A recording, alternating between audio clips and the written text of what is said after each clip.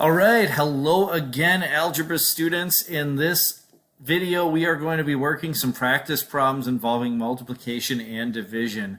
I think you're going to find that this lesson is pretty easy, although the exponents part may be a little complicated, so make sure you pay extra special close attention there. And also, just to refresh your memory on how to do divisions of fraction problems, make sure you're paying attention to that part as well. We're going to start with some really simple ones. 9 times negative 0.8. Well, I know that 9 times 8 is 72. 9 times 0.8 is just going to have an extra decimal, 7.2. Not 72, 7.2. But what about the positive or negative status of this? Well, it's a positive number times a negative number. They have different signs, and therefore my answer has to be negative. Letter A is negative 7.2. However, the next one has the same sign. Now, I could do 12 times 2.5 pretty easily. 12 times 12 times half of 12, right? Or 12 plus 12. I'm sorry, not times. I almost accidentally did an exponent again. My brain wants to do exponents here. But it's 12 plus half of 12. Multiplication is just repeated addition. So 12 plus 12 is 24, plus half of 12 is 30. Or I could work it out the long way like I did here, 12 times 2.5, and then I do the thing where I bring over a 0 and add, and I get 30 at the end. You should be able to get 30. Now the question is it going to be negative 30 or positive 30?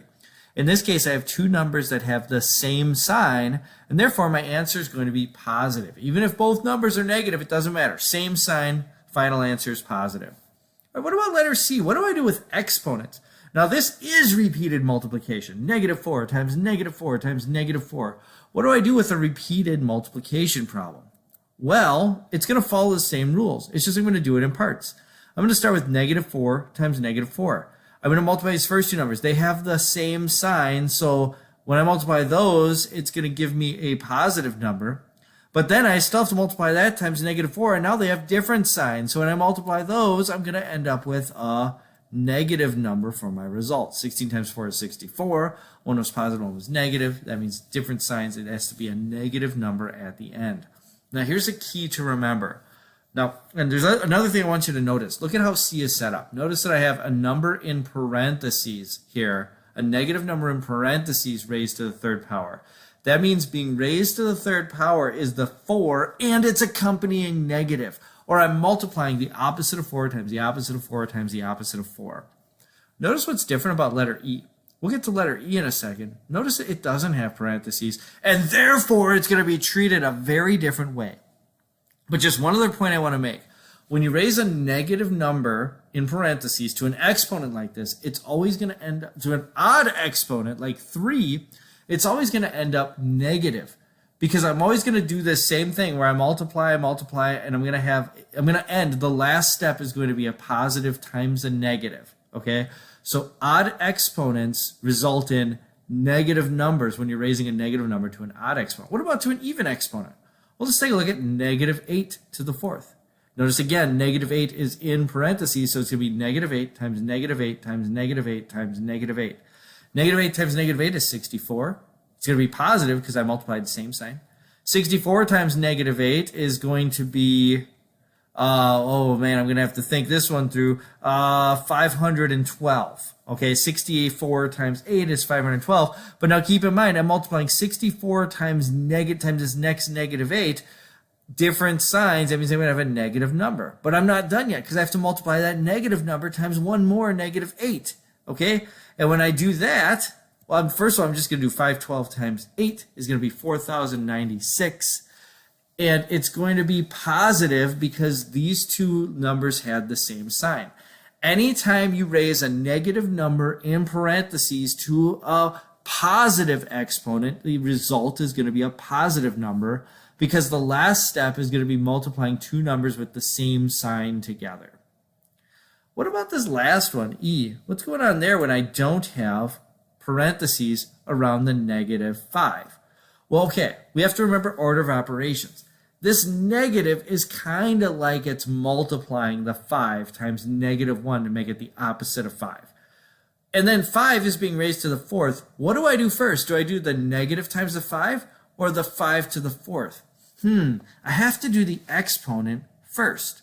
So the only thing being raised to the fourth power here is the 5. And I can't stress enough, you have to pound this into your brain and remember it, because it's one that oftentimes gets missed by algebra students.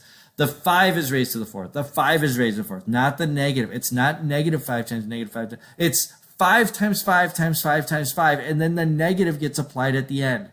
So the exponent doesn't matter whether it's positive or negative. In the end, we're going to slap a negative on it, and it's going to be a negative number. So this one ends up being negative 5 to the fourth. I just put the parentheses there for effect to show you the 5 to the fourth happens first, and then the negative gets slapped on at the end. So remember, if your negative is in parentheses, then the whole thing gets multiplied times itself by the exponent. If the negative's not in the parentheses, only the number in front of the exponent gets multiplied by itself with the exponent, and then the negative gets slapped on at the end, so you'll always end up with a negative value. 5 to the fourth is 625, and then we have to make it negative 625. All right, letter F. Negative 105 divided by negative 7. Why? You know what? When we're dealing with division problems, it works the same way. We're going to do the division.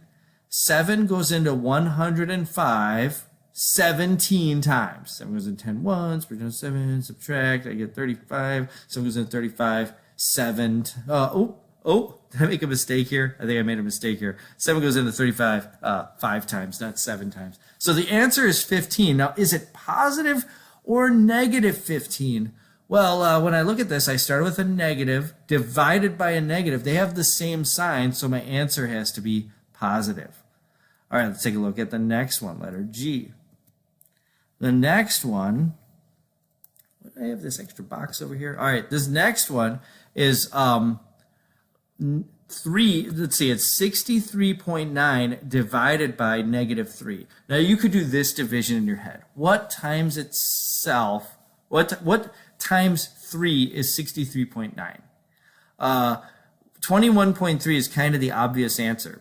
You could do the long division like I did down here. It's super easy because 3 goes into 6 evenly, 3 goes into 3 evenly, 3 goes into 9 evenly.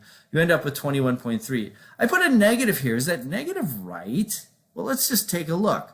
I had 2 different signs, and that means that my final result is going to be negative. That's why that's negative.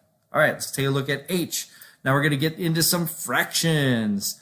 Fractions, remember, when I divide fractions, I'm just going to multiply by the reciprocal. So this is going to be, I'm going to forget about the signs, and I'm just going to do the multiplication. And then I'm going to apply the signs at the end. Do you notice I've been doing that this whole time? I've just been kind of forgetting about the signs, doing the operation, and then figuring out the signs at the end. That is a great way to do these. Okay, so I inverted 9/10 to make it 10/9. I'm just going to multiply straight across. 4/5 times 10/9. Well, this is actually really easy if I remember that I can cross cancel. I can cancel anything within the same fraction or anything within adjacent fractions as long as I have this cancelable number in the top and the bottom. So 10 can be divided by 5, it becomes 2. 5 can be divided by 5, it becomes 1. And I'm left with 4 times 2 equals 8, 1 times 9 equals 9, 8/9. Positive or negative? Well, let's just see. I had a negative and a negative, the same sign, so this answer is going to be positive. What about the next one?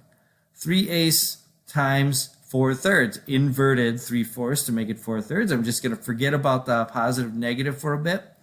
3 times 4 is 12. 8 times 2 is 24. Notice I could have cross-canceled if I wanted to. In fact, I could have cross-canceled here, so these 3's would cancel, and then this would have become a 1, this would become a 2. It doesn't matter how you do it. I did them one way and then the other way. These ones I'm just going to cancel at the end. 12 over 24 is the same as 1/2 because both are divisible by 12. Now, positive or negative, I put a negative sign here, and it is going to be negative because I have a positive and a negative, different signs. Now, one thing I want to note, notice in the problem, they put the negative out in front of the fraction like this, and in my answer, I put the negative on the top number in the fraction, both right.